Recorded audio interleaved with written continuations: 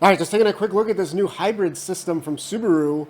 It's going to be debuting in the Crosstrek first next year, and then probably the Forester, and then maybe some of the other models as well. Now, we've had hybrid Crosstreks before. They weren't that popular because they weren't really that good, especially for the extra price. The efficiency wasn't that much better. So this latest generation has all the latest tricks that these car companies, especially the Japanese, Toyota really led the way here. How do you get the most miles out of a gallon of gas? Well, kind of the main thing you want to do is avoid using the gas engine to drive the wheels directly. Now this setup, parallel series setup, it can do that. It can do that, but in most of the time, you're actually going to be powering the wheels from a electric motor, a traction motor. So, and that's going to drive, this is what's really cool about this Subaru setup, is it's actually going to drive the all-wheel drive system mechanically. So unlike Toyota's system where there's like a separate motor in the back, electric motor, yeah, they're kind of combining their technology. Boxer engine, yeah, it's still going to have that. If you're a Subaru fan, that's kind of what you're looking for, right? The other thing you're looking for is symmetrical all-wheel drive. Yes, there is a physical drive shaft. So, the rear wheels are driven mechanically by the setup. It's not like Toyota where there's like an electric motor just for the rear. So this is good. This is cool because you're going to have, all the capability you expect from Subaru's all-wheel drive system. You're still going to have it. You're still going to have it, but there's a big change here. So the big news is there's this traction motor. So this is an electric motor that can basically power the all-wheel drive system. So on its own, like without the gas engine. Now the gas engine in certain circumstances will kind of join. It'll kind of join the party, and it'll power the wheels in addition to the traction motor. But for the majority of the time you're going to be driving, really, it's going to drive like an EV. This little traction motor is 118 horsepower. So it's going to drive like a slow EV, basically, But again, if you, put your foot down, then the gas motor, this 2.5 Boxer engine, guess what? That's going to kick in, isn't it? So that's how you're going to get plenty of power. You're going to have plenty of acceleration. Now this engine, they say it's new. I don't know if it is. I mean, it's still a 2.5 naturally aspirated. Maybe they did. Maybe they did invest in an all new engine. I don't know. To me, it's probably more of just minor differences, maybe a tune, cycle variations, camshaft lift. It's probably that stuff. It's probably still based on the existing 2.5. But I don't know. Maybe I'm wrong. I don't know. Maybe they went all in on this to really try to maximize the efficiency, at least as much as they can here. So this is the trade-off. No, this system's not going to be as efficient as like Toyota's system.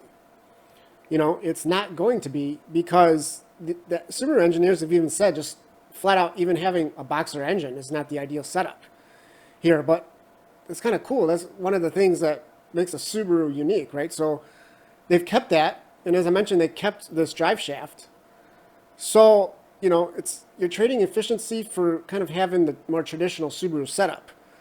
Whereas, we talked about the Toyota system, inline four up front. And if it's an all-wheel drive model, it has a separate like electric motor just for the back. And since that Toyota system is so efficient, that's what Mazda did. Mazda, this is weird. I don't know if you've seen my video on this. The CX-50 Hybrid actually has a Toyota. It's all Toyota stuff inside. The engine, the hybrid system. They're just like, hey, screw it. We're not even going to bother trying to make our own. We'll just throw Toyotas in. It's literally the Toyota Camry system. So this is awesome that Subaru is like, no, we're not doing that. We know our customers here. We know what they want. We don't want to change it up too much. But hey, if we can they're saying this is going to be 20% more efficient than the old hybrid setup. So, it's going to be, I don't know, what's it going to be? 30, 40% more efficient than like a Crosstrek without the hybrid, a new 2025, 2026, it's going to be a lot more efficient, basically. And when you combine the 118 horsepower electric motor with the naturally aspirated 2.5 here is going to be 158 horsepower on its own. So it is less, it is less than the 100. I don't know what's the newest Subaru models. It's like 180 or something. So it's a little bit less, but of course that's going to be geared for efficiency. When you combine those two, it's probably going to be faster than the regular naturally aspirated Crosstrek as well. So yeah, that's kind of this is like if you do a hybrid system right, like this is the benefits. You get more power and you get more fuel economy. And as we mentioned, it is going to drive like an EV. So you're not going to have, a lot of times you're not even going to have like those gear changes. You're going to have the torque right off the line, that instant torque. In fact, this motor, 118 horsepower, it's 199 pound-feet of torque.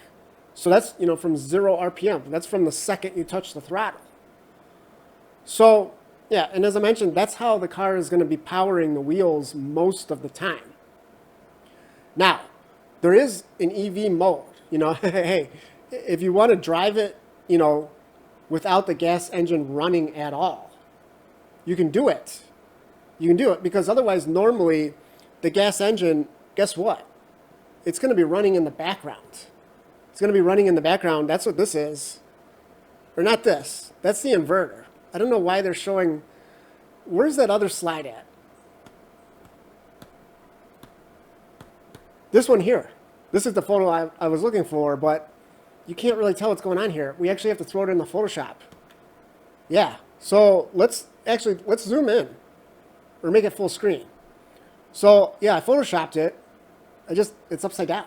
You know what I mean? It's upside down because you couldn't see what was going on here.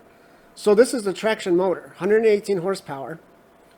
This is the inverter that I was just, that I circled previously. So that's cool. That's cool. The inverter basically takes the battery's power and turns it into AC power, and it powers the motor. So that's what that is. This is the battery, by the way. I'm sure you know that. Lithium-ion battery. They say this has got next-generation cells in it as well. So I don't know if it's overall smaller, but the cells are smaller. So they have more capacity for a given size. It's still only 1.1 kilowatt hours. That's very small. So the point I was trying to get to is that you're not going to be driving this thing as like an EV, like electric only. You're not going to be doing that except in like parking lots, maybe in your neighborhood. That's it. Because the gas engine is going to be running in the background most of the time. And that's what this motor is. This is actually a generator. So it's, basically the gas engine is just running as a generator. It's generating electricity that's going to feed the battery pack, like all the time, pretty much. And then the battery pack provides the inverter power. And then the inverter powers the traction motor, which drives the all-wheel drive system. Now, there's some kind of, complex gearing trickery going on in there where the gas engine can actually hook up with the drivetrain and add power as well. Like I said, it's pretty much only when you floor it. Otherwise it's not going to connect to the wheels. It's just generating electricity for the battery pack. Now, you might be saying, this sounds like there's a lot of complexity here.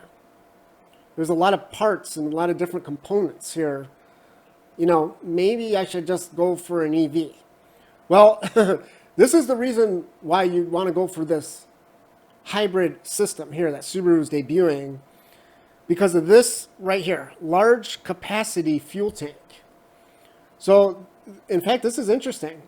So they're saying this is actually 16.6 gallon fuel tank, which is larger than the non-hybrid Crosstrek. You might say it doesn't make any sense. Well, the reason is they've kind of figured out what is the one thing that people don't like about electric vehicles.